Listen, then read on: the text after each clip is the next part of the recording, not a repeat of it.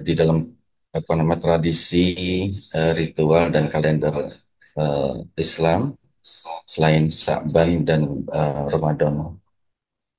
Tetapi bukan berarti kemudian bulan-bulan yang lain juga tidak penting, karena dalam Thariqah ini kita diajarkan semua bulan waktu itu adalah suci, adalah berkah, adalah karunia yang diberikan Allah kepada kita. Hanya memang secara amalia ada amalia-amalia tambahan tahunan yang memang hanya spesifik kita lakukan di bulan Rajab, Sa'ban, dan Ramadan. Yang itu membuat 3 bulan ini lebih spesial, lebih istimewa dari bulan-bulan yang lain. Nah, izinkan saya membahas hal-hal yang saya kira sudah sering kita bahas ya di beberapa kesempatan, dan bukan kebetulan bulan Rajab ini hurufnya hanya tiga, jadi pendek, yaitu huruf Ro, huruf Jim, dan huruf Ba. Huruf Ro berarti Ridwan atau keridhaan, sedangkan huruf Jim itu berarti Aljud atau kedermawanan, dan huruf Ba yang berarti baroah atau terbebas dari kemunafikan. Mohon maaf ya sebentar.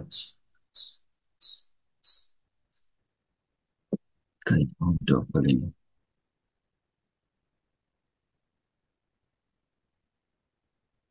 Oke, baik. Nah, sebelum itu, saya kira penting bagi kita semua, murid-murid pengarsa abad dalam Thariqah ini di awal tahun untuk melakukan upaya gitu ya, niatan, itikat yang sungguh-sungguh, yang serius untuk meningkatkan sikap kita berhikmat, kemudian komitmen kita berhikmat termasuk dalam segala hal dalam Thariqah ini, karena tradisi yang kita terima yang diajarkan oleh Pangarsa Abah di dalam Thariqah ini adalah tradisi semakin progres ya dalam istilah ini ya, semakin baik, jadi tidak stagnan. Dan Abah selalu mengajarkan kita agar setiap taat kita tidak berhenti di satu titik, di satu posisi, tapi terus-menerus berusaha meningkatkan eh, derajat kita, posisi kita, perjalanan kita, dan itulah sesungguhnya ada dalam makna jihadin bin nafs, jihad dengan nafsu. Dan sehingga ini juga catatan terutama untuk saya sendiri, mumpung di awal tahun, sangat penting bagi kita untuk menegaskan, menekatkan niat yang kuat dalam diri kita untuk meningkatkan hikmat kita dalam Thariqah ini, baik dalam hal amaliyahnya, kemudian dalam hal aktivitas apa namanya jamaahnya, kemudian dalam hal sikap batin yang selama ini kita punya, termasuk dalam hal yang sekarang ini berhubungan dengan bulan Rajab adalah kedermawanan ya, masalah jihad. Dan ini memang gampang-gampang sulit sebenarnya. Di dalam kondisi kita sekarang ini, kita ini tinggal dalam dunia yang sebenarnya penuh dengan apa namanya paradoks ya, atau keanehan atau anomali, hal-hal yang sebenarnya begini tetapi pada kenyataannya begitu begitu ya, atau hal-hal yang tampaknya begitu tapi nampaknya begini. Nah, itu ada kontradiksi atau perlawanan antara apa yang nampak dengan apa yang sesungguhnya terjadi. Nah, ini ya, makanya ada menyebut ya, ini zaman fitnah, dan ini adalah tanda-tanda kembali lagi seperti peringatan Abah berulang-ulang tentang kekuatan-kekuatan kultural atau kekuatan budaya dan simbolik dari Dajjal. Dan persis juga itu yang kita saksikan sesungguhnya di dalam kehidupan kita di masa kita sekarang. Sehingga sangat penting bagi kita, terutama untuk saya pribadi, untuk semakin istilahnya mengencangkan diri, mengedekatkan diri ya, semakin kencang pegangan kita, wa'tasimu bihablillahnya, berpegang pada tali Allah, berpegang pada tali Abah, pada Torikoh ini, pada hikmat Abah ini. Jadi penting untuk kita cari cara metodenya, cari aspek-aspeknya agar menjadi semakin kuat dan semakin serius. Karena dunia yang kita tinggalin ini semakin penuh ketidakpastian, baik itu secara global, maaf, baik itu secara nasional maupun secara global.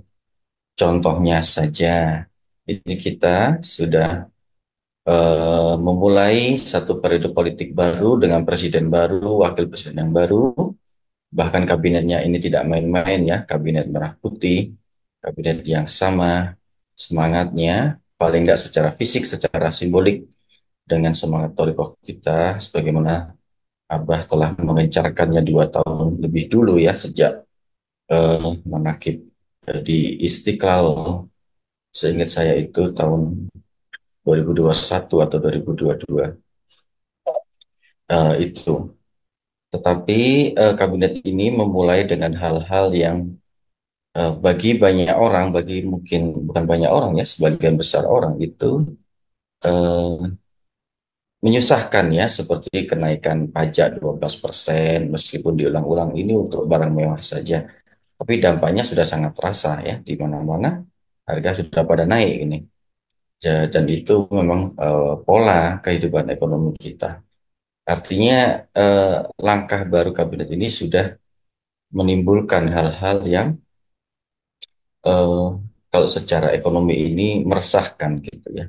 Belum lagi dimulai dengan banyaknya peristiwa kekerasan yang melibatkan aparat, kepolisian, kemudian kehakiman dan banyak tentara juga. Ini menimbulkan ketidak tanda tanya gitu ya, seperti itu. Dan di dalam dunia pendidikan juga ada banyak perubahan, mungkin nanti ada perubahan kurikulum, perubahan kebijakan, jadi banyak sekali hal. Terus secara politik ada perubahan pada penghapusan apa angka threshold misalkan untuk pemilu yang akan ke tahun depan. Jadi istilahnya kita baru melangkah aja, kesimpang siurannya udah dimulai gitu ya tahun ini. Itu yang kita rasakan. Sehingga ini menunjukkan betapa tahun-tahun ke depan ini akan semakin banyak dalam tanda kutip kesimpang siuran, kekisruhan, gonjang-ganjing, baik secara nasional dan secara global juga ada tatanan global yang sedang kacau, misalkan munculnya Presiden Trump di Amerika ini juga menimbulkan banyak sekali kontroversi ya, dia nampak ingin memperluas wilayah kekuasaannya dan konflik di Timur Tengah ini juga semakin meluas dengan banyak ketidakpastian. Jadi ini adalah tanda-tanda apa ya kasat mata begitu ya, yang menunjukkan secara dohir dunia kita ini penuh ketidakpastian. Dan secara batiniah tentu saja ini semakin apa menunjukkan eh, apa kualitas yang semakin mendalam ketidakpastian itu. Nah, salah satunya contohnya misalkan dalam kaitannya dengan huruf jim tadi, jud ke dermawanan gitu ya. Kalau kita diajarkan di dalam agama kita bahwa dermawan, bermurah hati, menolong orang lain, menyisahkan harta yang kita punya untuk kepentingan orang lain itu adalah bukan hanya sangat mulia, tapi juga sangat penting bagi kondisi ruhani kehatian kita, gitu ya. Allah mencintai dekat, Rasulullah dekat dengan orang yang murah hati, yang tidak pelit, yang tidak bakhil. Orang yang tidak bakhil, yang murah hati ini dekat dengan Allah, dengan Rasul, dengan makhluk-makhluknya. Dan berulang-ulang juga di dalam manakib online ini dijelaskan maupun manakib yang tidak online betapa eh, apa tingginya derajat orang-orang yang bermurah hati, bahkan orang yang ibadahnya dikit tapi pemurah itu lebih mulia, lebih tinggi derajatnya daripada yang amaliyahnya banyak tetapi bakhil tapi pelit itu ya. Banyak kisah dicontohkan betapa tinggi dan mulianya kaum dermawanan itu. Dan di dalam eh, ajaran sufisme thariqah kita yang sebagiannya juga dikisahkan atau dinukil oleh para sahabat dalam kitab Fadhil Syukur, kemurahan hati ini tidak main-main ya, ada tiga tingkatan ya, tiga tingkatan. Yang pertama disebut as-sako, yaitu orang yang dermawan. As-sako itu adalah suatu tindakan yang kita menyisakan, memberikan untuk keperluan orang lain dan menyisakan lebih banyak untuk kita. Artinya dengan ikhlas, dengan senang hati, berikan untuk sebagian dari milik kita untuk keperluan orang lain. Itu dermawan ya, atau as-sako. Kemudian lebih tinggi dari itu ada al-jud. Nah, ini catatan untuk saya sendiri. Al-jud ini derajatnya, kemurahan hatinya lebih tinggi. Adalah keadaan di mana suatu jiwa atau suatu diri atau seseorang menyerahkan atau menyisakan, mohon maaf,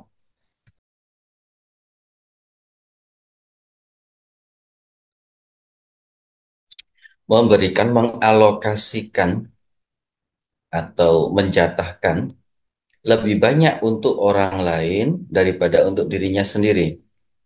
Nah, ini bukan cuma harta ya, tapi bisa juga waktu, energi, apa namanya, eh, dan hal-hal yang termasuk harta. Perhatian untuk dirinya lebih banyak untuk orang lain daripada untuk dirinya sendiri. Itu aljud. Nah, aljud ada masuk di sini ya. Nah, ini lebih mementingkan, mengundulukan orang lain. Nah, di situ ada tingkat lagi yang lebih tinggi sebenarnya, yang disebut dengan al-itsar. Nah, al-itsar ini sudah tingkatan yang tertinggi ya. Eh, adalah keadaan di mana kita mengutamakan dan memprioritaskan kepentingan orang lain pada saat kita sedang membutuhkan atau sangat membutuhkan. Jadi punya uang 100.000, sedang butuh nih untuk macam-macam ya. Tetapi kita melihat ada saudara atau orang lain yang kita melihat juga butuh uang itu atau dana itu untuk kepentingan dia. Dan al-itsar adalah ketika kita mendahulukan orang lain daripada kebutuhan kita sendiri, meskipun kita sedang membutuhkannya. Aduh, mohon maaf.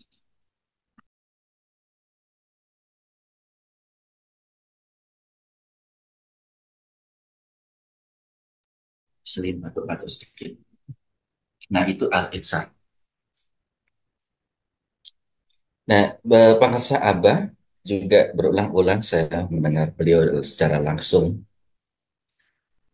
mengatakan bahwa kita bersodako atau infak ketika kita punya, ada harta kita punya, itu biasa gitu ya. Kalau dalam toriko ini, jadi sodako.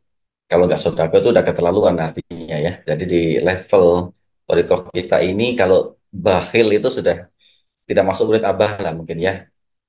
Nah, jadi murid Abah harus bermurah hati dermawan. Nah, tetapi dermawan juga ini ada levelnya kalau dalam toriko kita.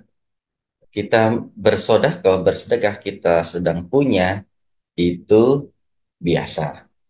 Bersedekah ketika kita sedang butuh itu luar biasa. Dan bersodako ketika kita sedang butuh dan tidak punya, sampai berhutang, kata Abah, itu istimewa. Nah, jadi derajatnya itu ya. Ini mungkin gambaran itsarnya di situ betapa kita inginnya bersodakoh, tetapi nggak punya duit, tetapi sedang butuh. Pada tingkat di mana kita sampai berani berhutang atau nekat berhutang. Dalam hal ini ya bukan nekat ya, tapi yakin Allah akan menggantinya itu untuk kepentingan sodako. Hutang untuk sodako. Itu kata Abah istimewa. Tentu saja sodakonya bukan sembarangan ya, artinya dalam kondisi di mana memang sangat penting, sangat genting untuk keperluan orang lain. Nah, seperti itu istimewa ya. Kalau saya pribadi ya masih level biasa lah ya, belum dalam kondisi yang luar biasa atau istimewa.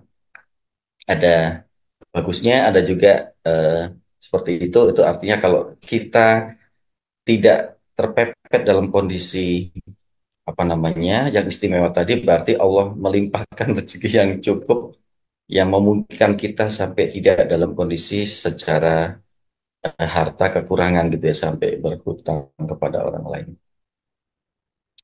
Nah, lalu apa kaitannya dengan dunia kita sekarang? Di dalam dunia kita sekarang, kalau Bapak Ibu kita saksikan, berinfak, bersodakoh, apalagi untuk membangun perangkat ibadah, untuk masjid dan yang lain-lain ini, seolah-olah sekarang ini sudah menjadi tren gitu ya. Ini di tempat saya ini musolanya sedang bangun kanopi aja, butuhnya sekitar 20 jutaan. Dalam waktu tidak sampai seminggu itu udah 18 juta terkumpul ya. Padahal di kampung biasa ini ya, artinya bukan perumahan yang besar atau orang-orang yang pengusaha tidak. Meskipun ya banyak petani kaya juga di sini. Kemudian masjid sebelah saya lagi itu, di tempat saya ini ada masjid dan musola berdekatan. Kemarin membeli tanah 200 sekitar 250-an meter itu juga dalam waktu yang singkat tidak sampai beberapa bulan udah terpenuhi lewat sodakoh-sodakoh jamaah yang banyak gitu.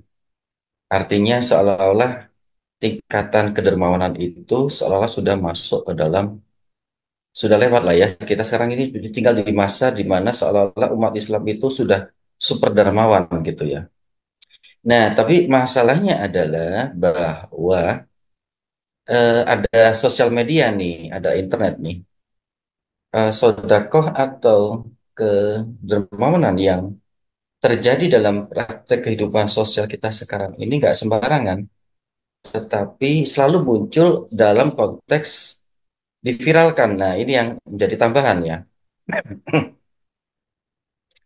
Misalkan kemarin mungkin Bapak Ibu pernah apa mendengar kisah seorang penjual es itu ya di sebuah pengajian di Magelang. Magelang itu dekat tempat saya, dekat sampingnya Jogja, yang dimaki-maki seorang dai terkenal, tersohor, terpopuler, bahkan orang kepercayaannya presiden sekarang.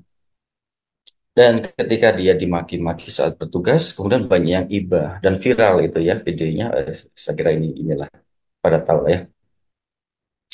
Apa yang terjadi setelah itu, si dai yang kondang ini selain banyak hujatan, nah penjual esnya ini didatangi banyak orang dengan mendapat rezeki nomplok. Ada yang bawa 50 juta, ada yang bawa 100 juta cash semua gitu ya. Ada yang bawa gerobak macam-macam. Dan tapi datangnya nggak diam-diam. Ya mereka semua bawa kamera, bawa kru, kemudian diviralkan. Nih duitnya dikeliatin sakebok gitu ya, 100 juta mablek. Ada yang bawa mobil baru begitu ya. Nah ini kalau kita lihat dari jumlahnya dan sebegitu cepatnya kasus ini muncul, langsung banyak orang datang sodakoh gitu ya. Bahkan sampai sekarang masih ada orang berdatangan gitu. Dia udah terima ratusan juta, masih ada orang ngasih apa namanya nada ratusan juta kepada dia. Jadi sekarang jadi sangat kaya Bapak penjual es ini. Itu semua ada dalam konteks sosial media nih gitu ya. Nah, ini yang saya sebut tadi dengan paradoks.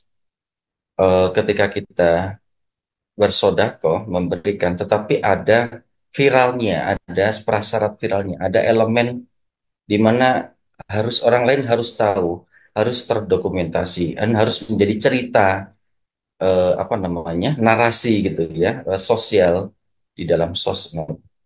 Sehingga ini bisa kita sebut apakah ini termasuk ria? Iya, termasuk kategori ria juga iya gitu ya, bahkan super ria mungkin ya. Karena memang dimaksudkan untuk itu.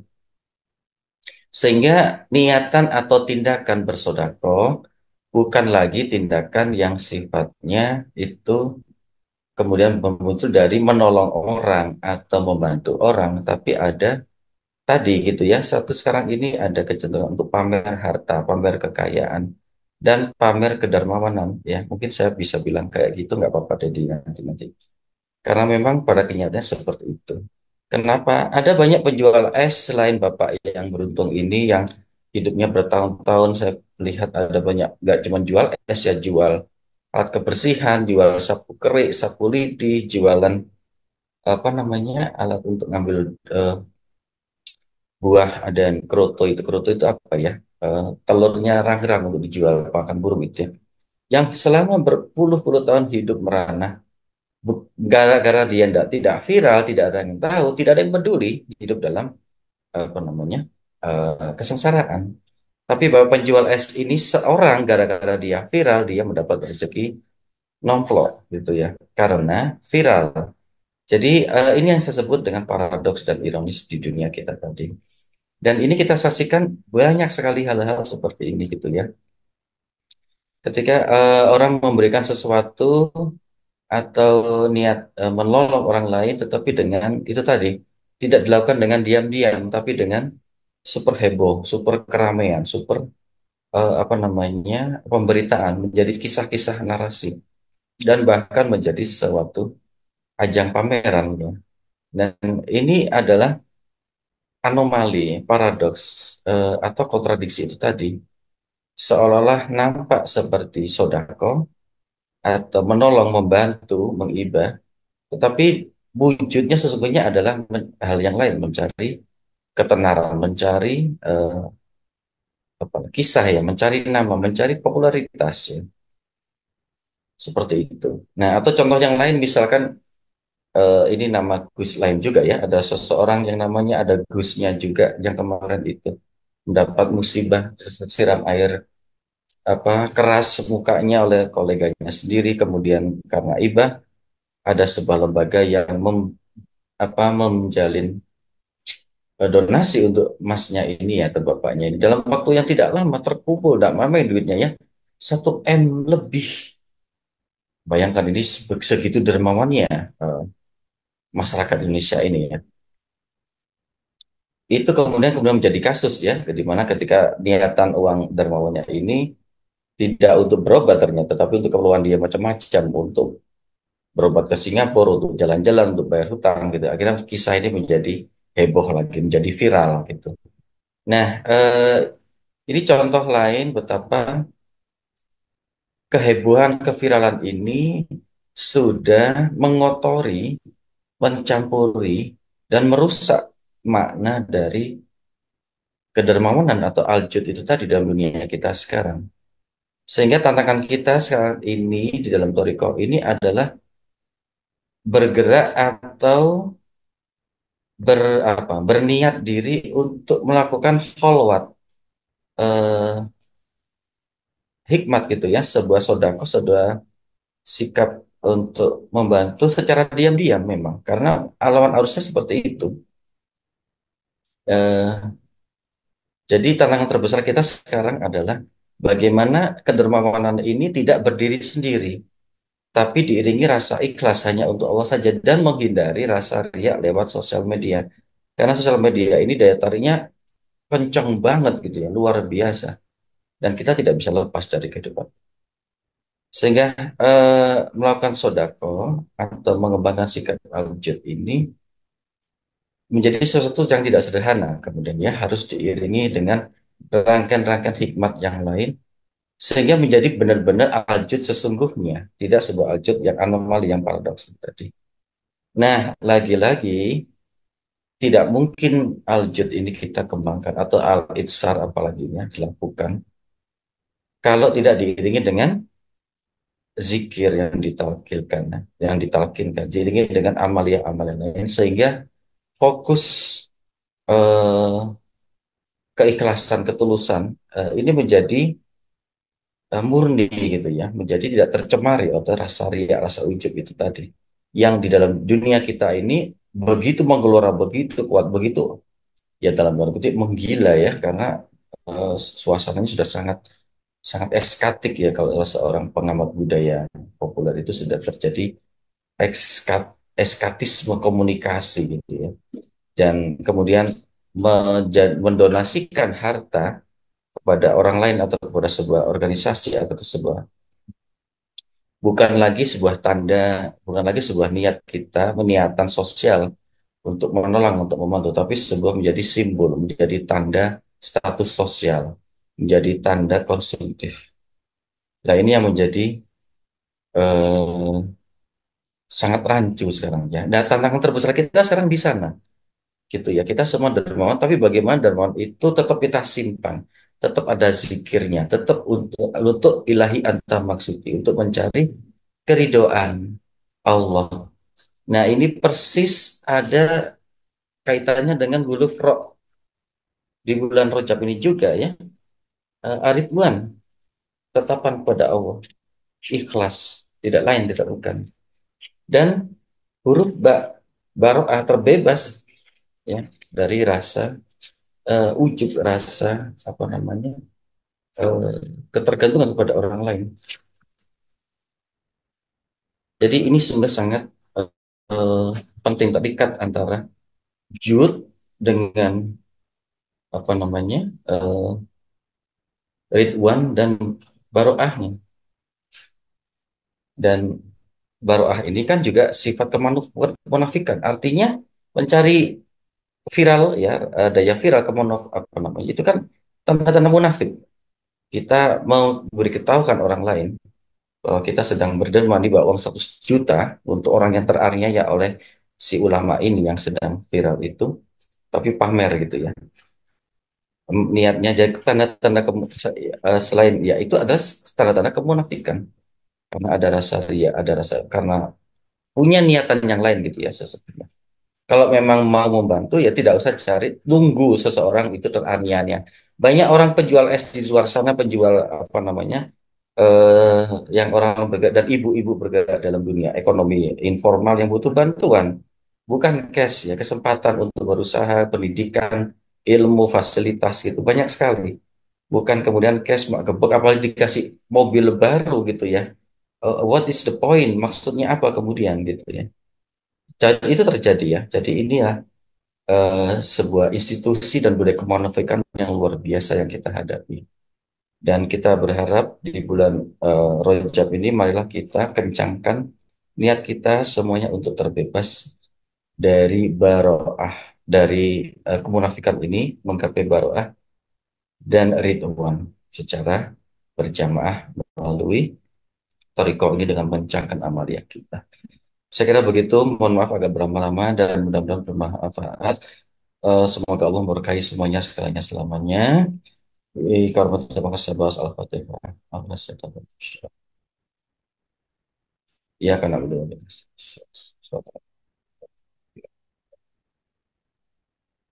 Terima kasih, semoga bermanfaat. Assalamualaikum warahmatullahi wabarakatuh. Saya